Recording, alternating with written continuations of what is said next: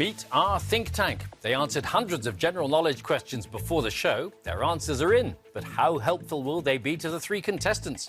Playing the game with us are Mike, a Deputy Superintendent Registrar from Exeter, Christine, an education consultant from East Sussex, and Colm, a clinical psychologist from Manchester. This is Think Tank.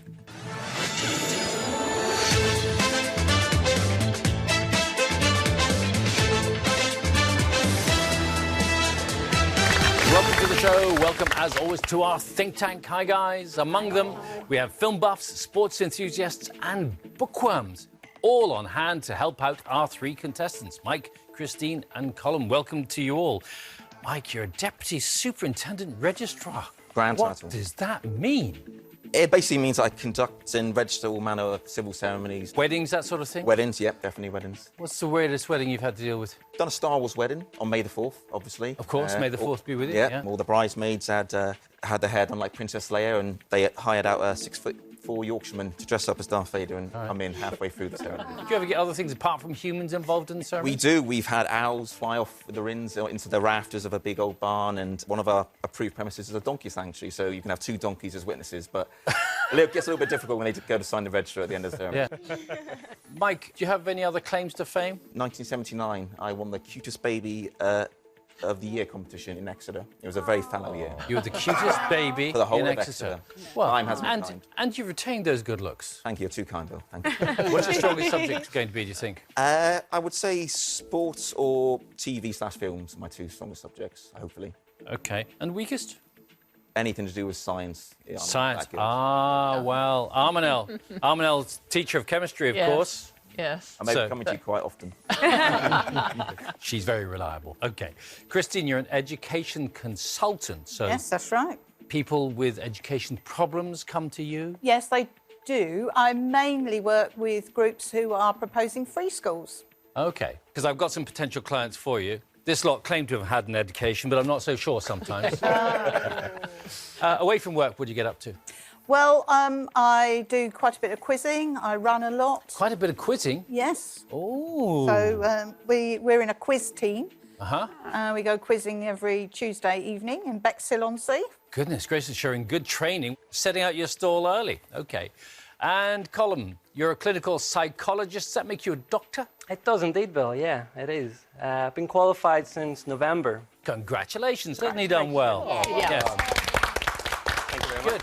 Now, you're from Manchester. You don't sound like you're from Manchester. Originally from County Derry in the north of Ireland, from a little tiny village called Balahi. It's got one street, two shops, and 4 pubs. Apart from learning psychology, which you just qualified in, what else have you been learning recently? Well, I've started learning salsa. With my partner, she's from Mexico and she's quite experienced salsa dancer. So she's got me doing a bit of salsa, you know. Anisha's done a bit of dance, haven't you, Anisha? Yeah, like back in the day. You went to the same dance school as Diversity? I did before they became Diversity. Yeah, so they'd probably have no idea who I am, thinking, why is she mentioning my name? But yeah. OK, I'm not sure if that's a good idea, then, to consult her or not, to be honest. What's your strongest subject going to be, do you think? I'd say music, entertainment, maybe sport as well now. Well, music, entertainment, sport is Cleve's arena there. And where are you going to need help? Anything sciencey, biology, chemistry. They're going to be queuing up. They're going to be competing over me. Good luck. Nice. For a change. See what I mean? Well, good luck. Welcome to the programme, all three of you. Thank you. Over 3 rounds, our contestants will try to tap into the knowledge of the think tank to build up as much money as possible. The 2 highest scorers progress to the final. Ultimately, though, just one will walk away with a cash prize. So let's play the first round. So in this round, I'm going to ask you a question. Then every member of the think tank will reveal the answer that they gave before the show. So the correct answer is always there somewhere, but there are also any number of mistakes in the mix as well. Pick out the right answer. £200 is added to your total. OK, you get 2 questions each. Mike, we'll start with you. OK, here we go. In Cockney rhyming slang, the word Gregory refers to which part of the body? Have a think about that while we see what the think tank thought, starting with Armanel. Neck. Mouth. Head. Neck. Foot. Knees. Head. Nose. 2 heads, 2 necks, a mouth, a foot, a nose, and some knees. Pretty much the entire human body's there for you. Yeah. I think, trying to know my old actors, I think I'm going to go Gregory Peck, rhymes with neck, so neck. My answer. Neck, OK. In Cockney rhyming slang, the word Gregory refers to which part of the body? You're saying it's the neck. Let's see if you're right. Neck it is. Hey. Well done. Max and Armanel, both right there. Well done. So, £200 for you, Mike. You're quickly off the mark. And now it's Christine's turn. Here's your question. What name is given to a piece of rock or metal that has fallen to the Earth's surface from outer space? Have a think about that while we see what the think tank came up with. Meteorite. Meteor. Asteroid. Meteorite. Meteorite. Meteor. Meteor. Meteor. So half the think tank going for meteor, 3 for meteorite and 1 for asteroid. What do you think, Christine? Well, I think I might go with Armanel because she's a chemistry teacher and should know the answer to this. So it is meteorite. Meteorite's what you want to go with. For the name given to a piece of rock or metal that's fallen to the Earth's surface from outer space. Let's have a look. Meteorite it is indeed. So, what's the difference between a meteorite and a meteor? I think it's that the meteorite is once it's actually hit the Earth's surface, so it's become the piece of rock, whereas the meteor is when it's still falling through the atmosphere. I think that's the difference. I think. It'll do it for me. Sounds convincing. All right, thanks very much. And that's £200 for you, Christine. Colin, your first turn. Which film of the 1980s was set at Kellerman's Holiday Resort? You don't have to answer just yet till you've seen what the think tank said. True stories. Stepford Wives. The Shining. The Shining. The Shining. Dirty Dancing. Dirty Dancing. On the buses. 3 for The Shining, 2 for Dirty Dancing, and a couple of others as well in there, Colin. Do you remember this at all? Yeah, I wasn't around... Well, I was growing up in the 80s, but I wasn't watching many films. I think it'd probably be Dirty Dancing. Dirty Dancing would be my answer. Very much a guess. You're guessing? Dirty Dancing? Which film of the 1980s set at Kellerman's Holiday Resort? Let's see if you're right. Yes! Dirty Dancing it is. Starred Jennifer Grey as Baby and Patrick Swayze as the dance teacher Johnny, and has that amazing scene where she comes down the stairs at the end and flies into his arms. Good for you that you got a dance question because you just started doing the salsa. Jackie, on the buses, there was a film made of On the Buses, wasn't there? In a holiday camp, yeah. Really? Yeah. I've never watched Dirty Dancing all the way through. I know everybody raves about it, but I've never watched it all the way through. You should watch Dirty Dancing. You might have the time of your life. Very much. £200 Colin's added to your prize fund. Mike, your second question. Which major US city, famous for its high rainfall, is known as the Emerald City due to the lush foliage in the area? Let's see what the think tank came up with for this one. Remember, the correct answer is always there somewhere. Armanel? Seattle. Colorado. Kansas City. Seattle. Kansas. New York. New Orleans. Washington. Pretty much dotted all over the map there. Mike, what do you think? I'm referring to my film knowledge again. I remember the film Sleepless in Seattle, and I remember it poured cats and dogs all the way through that. So with a high rainfall, I'm going to have to go with Armanel and Max and say Seattle, Will. OK, Seattle is your answer for the major US city famous for its high rainfall, known as the Emerald City, due to the lush foliage in the area. Let's see if you're all right. Seattle it is. Well done. Max, you got that one right. You've been on a road trip around the States. Did you ever get to Seattle? I have, Bill. You're absolutely right. I went down through the south, so I still haven't made it to Seattle, but one day I'll go along the north as well. I'll report back to see if it is as wet as they say. OK, well done. £200 then added to your prize fund. And Christine, we come to your second question. Henry McCarthy and William H. Bonney are names used by which famous criminal? Here are the suggestions from the think tank. Al Capone. Zodiac Killer. Jack the Ripper. Billy the Kid. Bonnie and Clyde. Bonnie and Clyde. Jesse James. The Boston Strangler. 7 different suggestions for you there, so that's quite a large range. I'm sort of tempted to go with Tristan, but somehow I don't think that's right. So I'm going to go with Max and say Billy the Kid. Going to go with Max and Billy the Kid. Henry McCarthy and William H. Bonney, names used by which famous criminal? You say Billy the Kid. Are you right? You are indeed. Well done.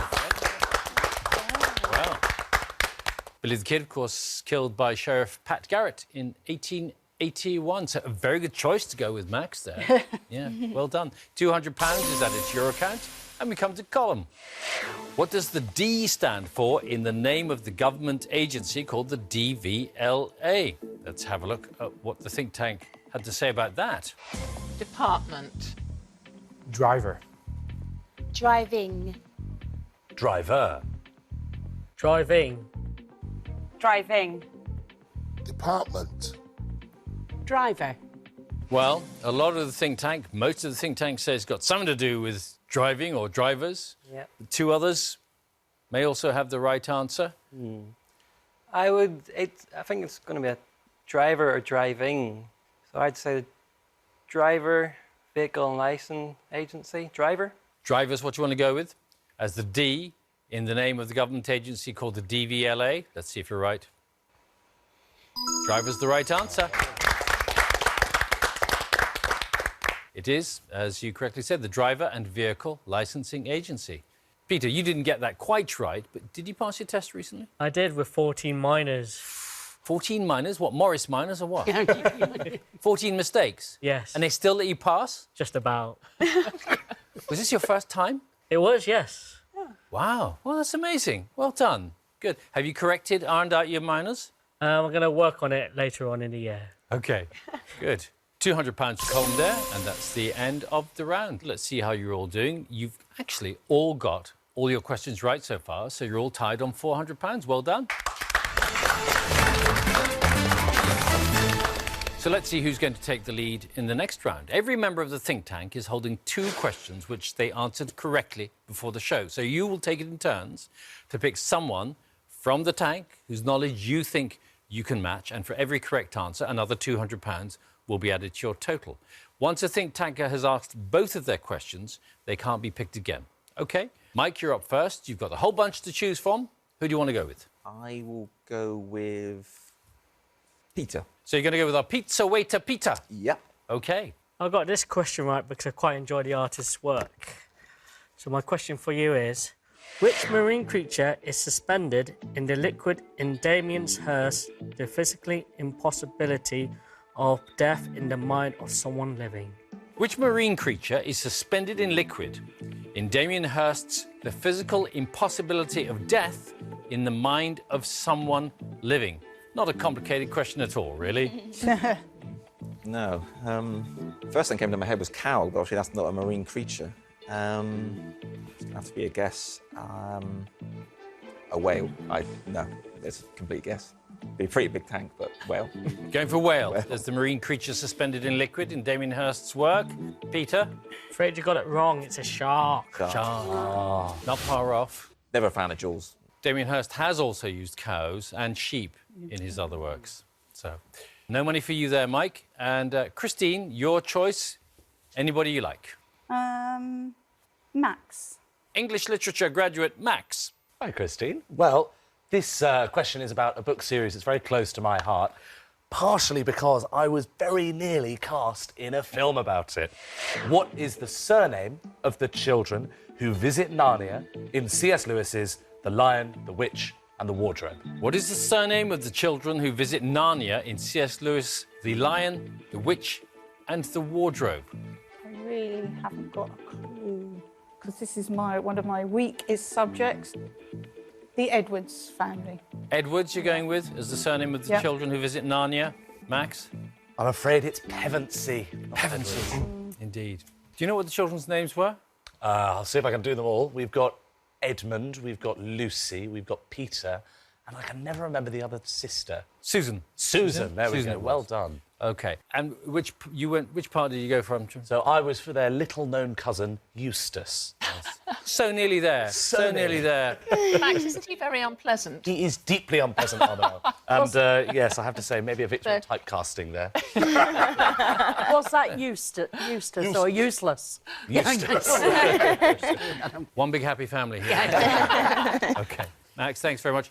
Sorry, no money for you there, Christine. Colm, you're up next, and again, you've got all 8 to choose from. Yeah, I think I'll go for Cleve. Our musician, Cleve. All right, Colin. I like your name, by the way. My son's called Callum, my youngest one, and that's, I know it's a derivative of that name. So this is musical, more about an instrument rather than recording music. By what one-word name are an orchestra's kettle drums also known? By what one-word name are an orchestra's kettle drums also known? That's a tough one. I'm struggling even again. I'll guess triangle. I don't know what triangle. Triangle is the one-word name for an orchestra's kettle drums. That's what you think. Is he right? It's actually a timpani. The correct answer is timpani, typically made from copper.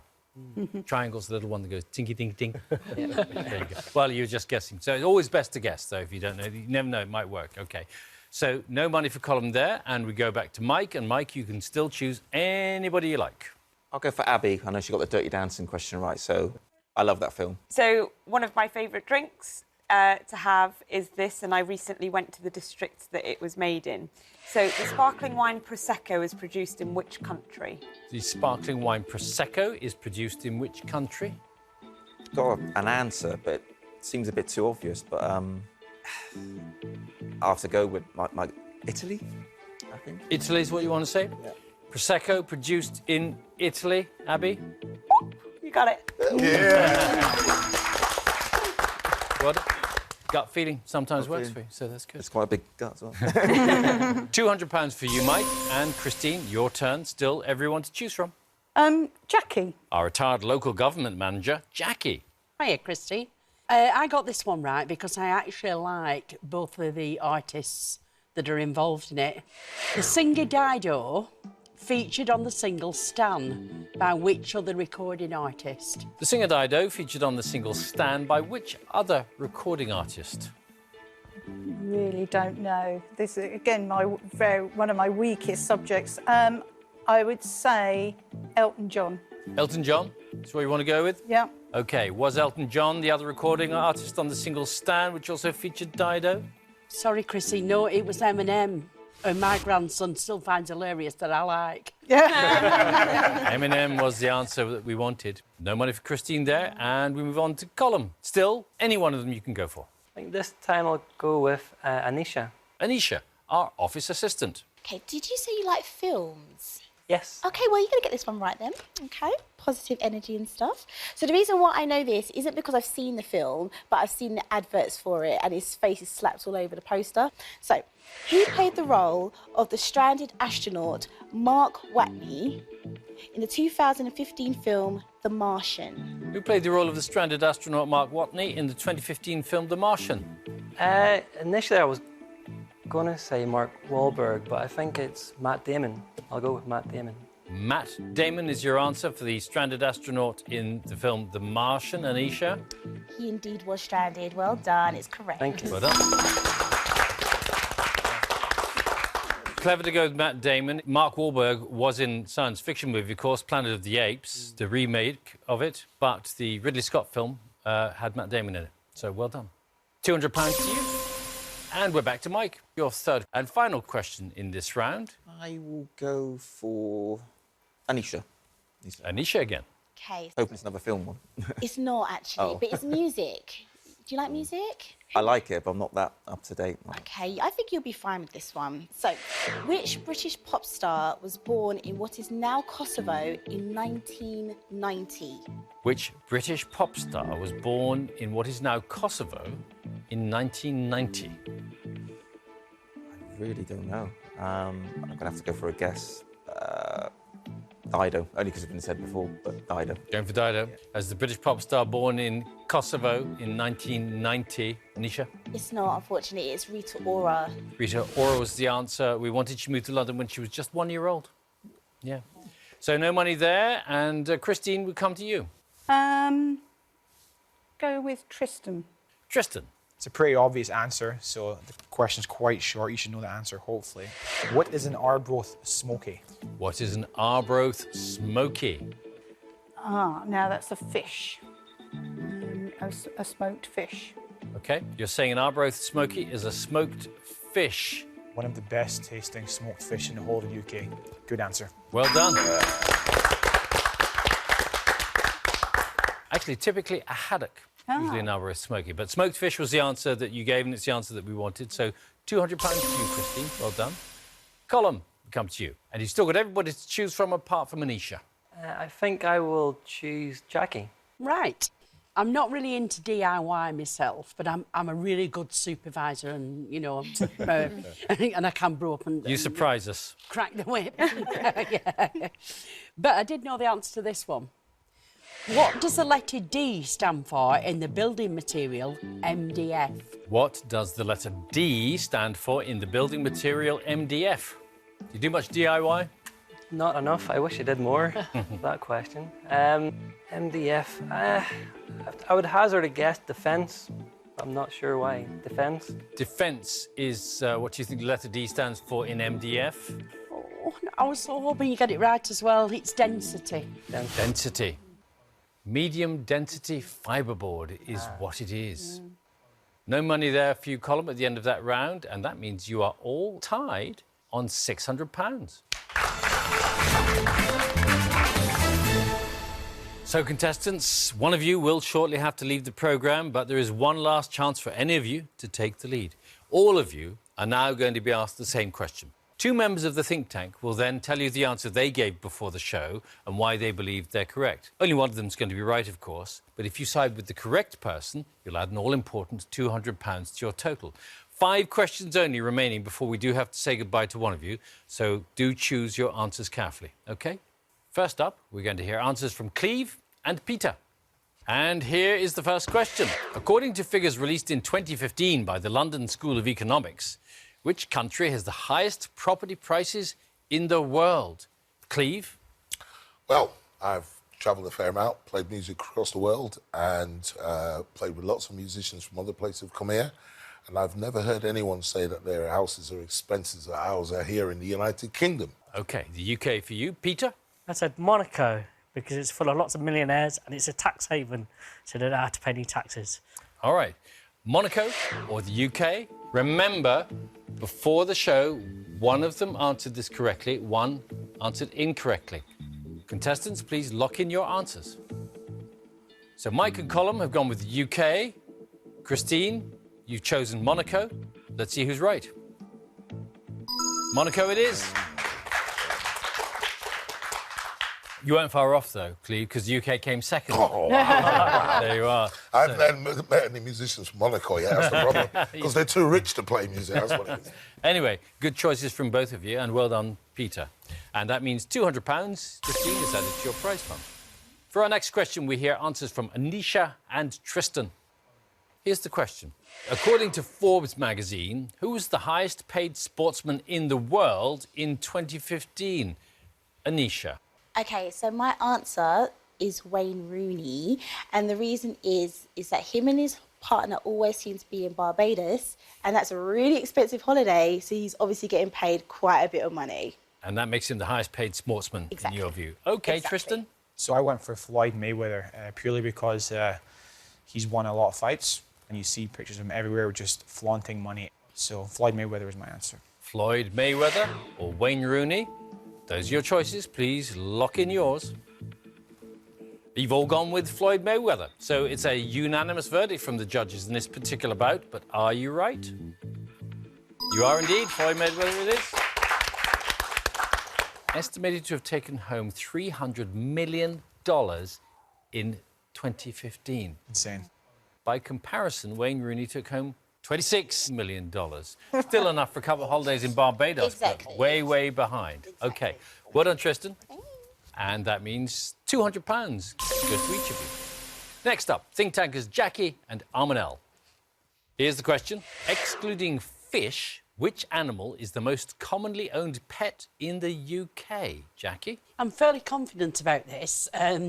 People are in two camps, aren't they? They're either cat people or dog people. I'm a dog person, and I've noticed an increasing amount of dogs out and about, and I think it's dogs, definitely. OK, you're saying the dog's the most commonly owned pet in the UK, Armanel? I'm representing cat people. So I believe that it's cats. Admittedly, you see more dogs out and about, but that's because they're taken on walks. I myself have 4 cats, and so I'm contributing rather more to the cat population than Jackie is to the dog population.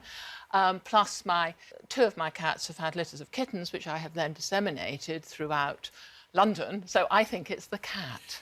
Cats or dogs? It's a pretty simple choice, contestants. Please lock in what you think it is.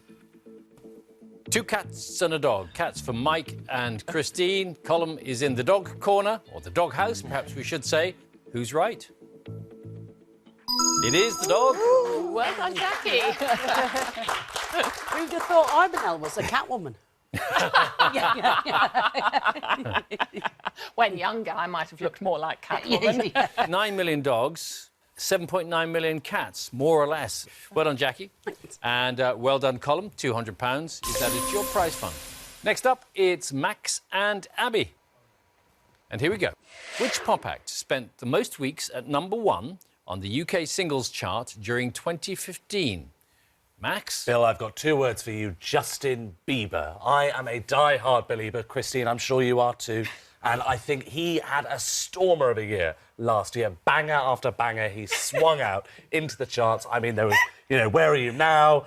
Sorry, Love Yourself. I could go on, but I won't. And each one was fantastic, and I'm sure he had a great stint at the top of the charts throughout last year. Abby? So I went with Sam Smith because I'm sure he won a Brit Award, and as a result, I think he had so many songs. He had Stay With Me, he had The Writings on the Wall, which was for James Bond, which also went to #1, and, what was the last one? I Know I'm Not the Only One. That one. OK. I can't sing, but that was my... And that puts him more in the charts at #1 than... OK. So it's either Sam Smith or Justin Bieber. Contestants, please lock in your choice. Mike and Christine going with Sam Smith. Column out on his own with Justin Bieber. Let's have a look. Justin Bieber, it is.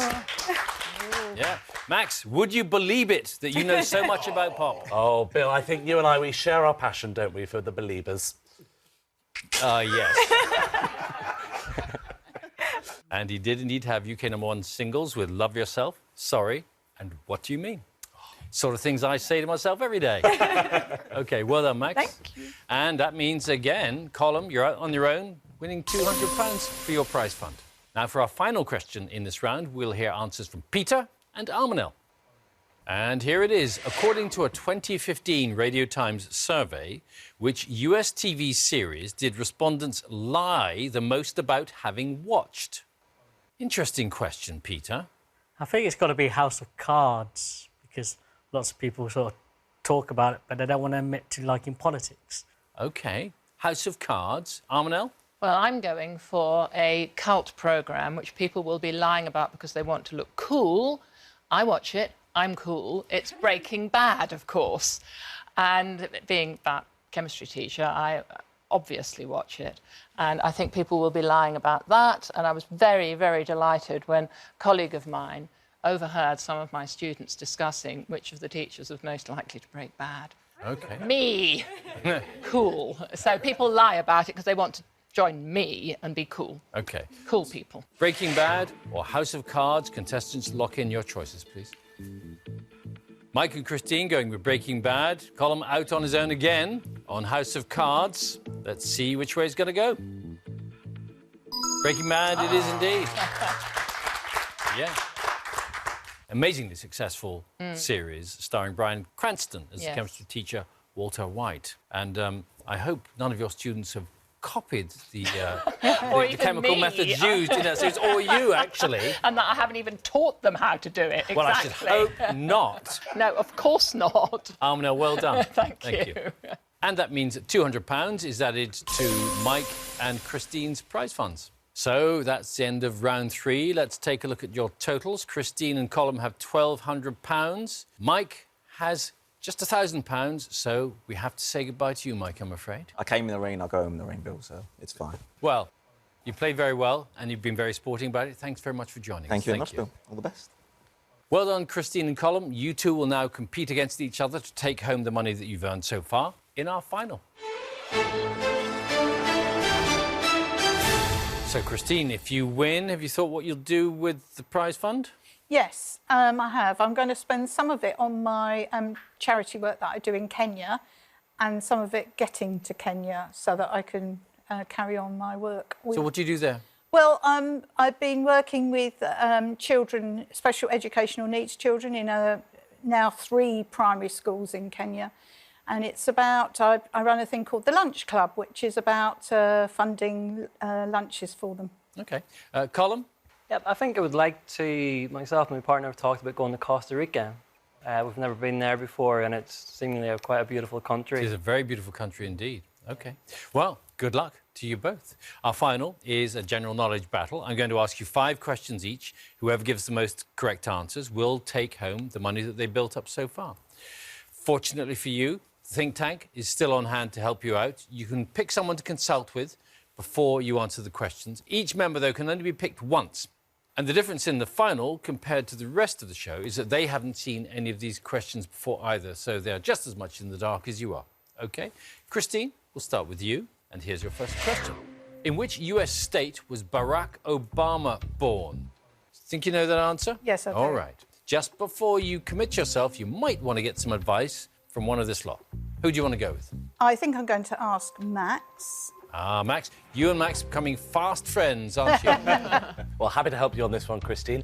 I was actually educated in Sussex, so if I get this wrong, it's entirely your fault, I'm sure. What's your idea, Christine, then? I think it's Hawaii. I think you're absolutely right with that one, Christine. I know there was a lot of fuss made when he was elected about him not really being an American citizen, but he was definitely born in Hawaii. Hawaii is your answer? Yes, Hawaii is my answer. All right. In which US state was Barack Obama born? You say Hawaii. Let's see if you're right. Hawaii it is. Well done.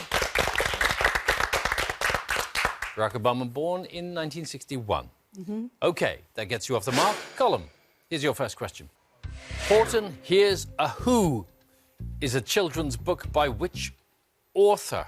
Who do you want to help you out on this one? I would suggest Arminal. Arminal. Yeah, OK. Well, I think I might know. Do you know? No. No, OK. This is where, fortunately, I've got 4 sons. They're now adult, but I'm pretty sure that I can visualise Horton hearing a who, and I think it's Dr. Seuss. Does that sound OK to you? Sounds perfect for me, yeah. Dr. Seuss. Dr. Seuss is your answer for the author of the children's book Horton Hears a Who. Let's see if you're right. Dr. Seuss it is. Horton is an elephant. And you knew that, didn't you? Yes, of course I did, of course. But also the ring of, the rhyming and the alliteration. It's his style, isn't it? Yeah, absolutely. Good guidance there from Arminel, and that brings you up to 1-1 Colm. Christine, your second question. In the nursery rhyme, Sing a Song of Sixpence, what type of bird pecked off the maid's nose? Who could help you here? Jackie, I think. Should we go through it? Can you remember it? Sing a song of Sing a song of sixpence, a pocket full of rye, 4 and 20 blackbirds did something. Yes. And then pecked off your nose. Yes, blackbird. Yes. Blackbirds? Yeah. It's a blackbird? Yeah. OK. In the nursery rhyme, Sing a Song of Sixpence, what type of bird pecked off the maid's nose? You're saying blackbird. Well, let's find out. And you're right, blackbird it is. And your rhyming was exactly accurate. I'm not entirely sure about the tune, but the rhyme was good. So 2-1 to you, Christine. Colm, your chance to equalise with your second question. Red and 1989 are albums by which singer? I think Cleve will be the man to go to here. Truth is, it will be actually a guess rather than actual knowledge. Is there anything that comes to mind for you? I'm struggling with it. I think with Red, I was thinking Mick Hucknall. That was the only person. I was trying to think around that period of time in '89, you know, were albums out around then. I don't know why 1989. I'm trying to think why was 1989 significant. But the Red part, it would make me think. Yeah. I don't know, was there any female singers with red hair? Is it Florence? She might be a little early for her, possibly, Yeah. I think. I'm hazarding a guess. It does lie in your hands. I don't, you know, I wish I could honestly tell you I could be certain, but I am not certain. But if I was going to hazard a guess, I would say Mick Hucknall, and I don't know if there's anything else. I'd say take your time to be right. It's your answer. Yeah. I think it is going to be a guess, and we'll go for Mick Hucknall. You'll go for Mick Hucknall. Red and 1989, albums by which singer? You say Mick Hucknall. Are you right? It's Taylor Swift. Oh my gosh. 1989 was the year of her birth, so it wasn't the year that the album came out, and the Simply Red thing with Mick Hucknall might lead you down that path. So no score for you there. Christine, you're 2-1 up. Here's your third question. St. Patrick's Day takes place in which month of the year? Who do you want to choose? Got 4 left. I think I'll go with Tristan. Tristan? So I've celebrated this when I've been living in the States. I think it's April. Are you getting anything? Got any idea? It's definitely, I think, that time of the year. I was actually in Boston once when it was St. Patrick's Day, and that was pretty exciting. I think it was March. March? March. Yeah, I think it's about April, March. Yeah, If you're feeling March, go for March. March. Let's go for March and let's hope. Fingers crossed. St. Patrick's Day takes place in which month of the year? You've gone for March. Let's see if you're right. March it is. Well done. March the 17th. Much bigger event in the United States, actually, than it is over here, as you say, in Boston, and also in the middle of Chicago. They dye the waterway green, don't they? OK. Well done to you. 3-1 is the score. You can still make it up, Colm. Here's your next question. Which native British mammal has a nest called a dray? Anisha, Peter and Abby. I think I'll go for Peter. Peter may know. I haven't really a clue. Nests, you think badgers, maybe? But can you think of any sort of little rodent-y things that sort of a bit annoyance? I'm trying to think of some common British mammals. I'm thinking Stoat, badger, otter. fox, otter. Oh, I keep thinking Dr. Dre, but he's not. I think I'll go for otter. Otter. Which native British mammal has a nest called a dray? You say it's the otter. Let's see if you're right. Squirrel it is, in fact. So no score for you there, Colm. So, Christine, this is your 4th question. If you get this right, it will be impossible for Colm to catch up with you. So, correct answer wins you today's game. OK? Here it is. Jamie McGuinness, the winner of Strictly Come Dancing in 2015, found fame as a member of which boy band? You have Abby and Anisha to help you. Abby. Right, I know this. I do know this. It's just on the tip of my tongue. One of their songs, I think, was called Lightning, and they're all quite a different mix of characters, and it's just on the tip of my tongue. Got any thoughts yourself, Christine? It's the Wanted. Oh, there you go then. She was just putting you through it. She was just putting you through it just to see what you knew. I just wondered if you were going to confirm what I think it is. Yeah, it's the Wanted. Yeah. The Wanted? Yeah. You both think it's The Wanted? Jamie McGuinness, the winner of Strictly Come Dancing in 2015, found fame as a member of which boy band? You say it's The Wanted. This, to win the game, are you right?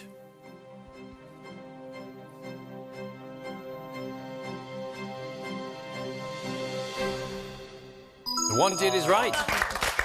Congratulations, Christine. You are our winner. Well done.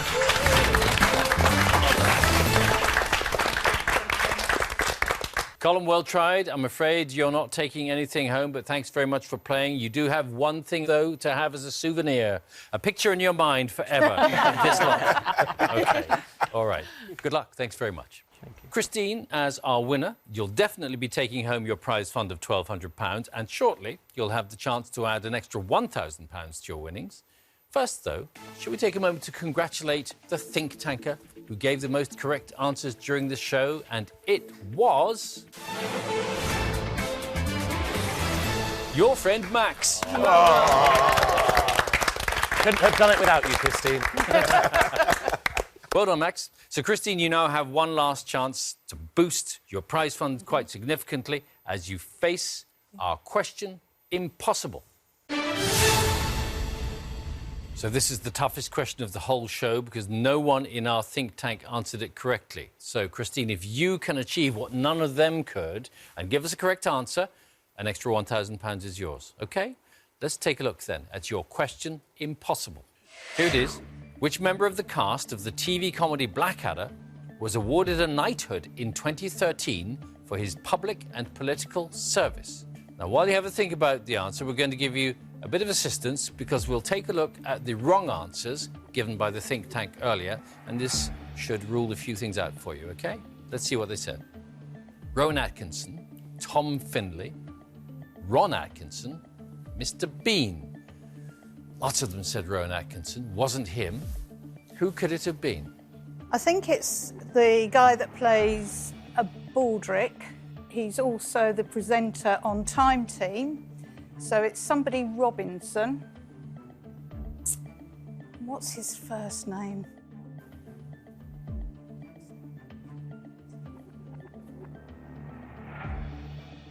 Tony Robinson.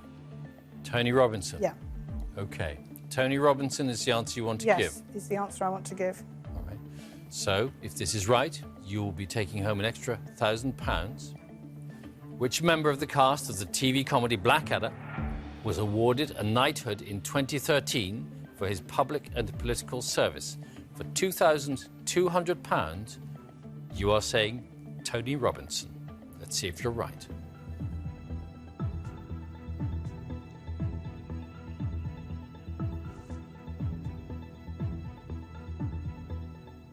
Tony Robinson. Well done.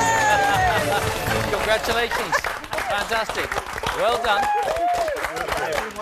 So you've just added another £1,000 to your prize fund, £2,200 in total. What's that going to mean for your charity work in Kenya? Well, a lot. It will mean that we can sort of provide lunches now for the next year for 3 classes of special educational needs children. And believe me, they need it. How often do you go out to Kenya? Well, I've been going out every year, but this means that I can make another trip in September, so... Well, that's terrific. Good. Well, we're so glad to have been able to help you along the way, and you thoroughly deserved it, Christine. Well done. Thank you. Thank you very much. Thanks for watching. Join us next time when 3 more contestants will see whether they can bank on the think tank. Until then, it's goodbye from them. Bye. And it's goodbye from me. Bye-bye.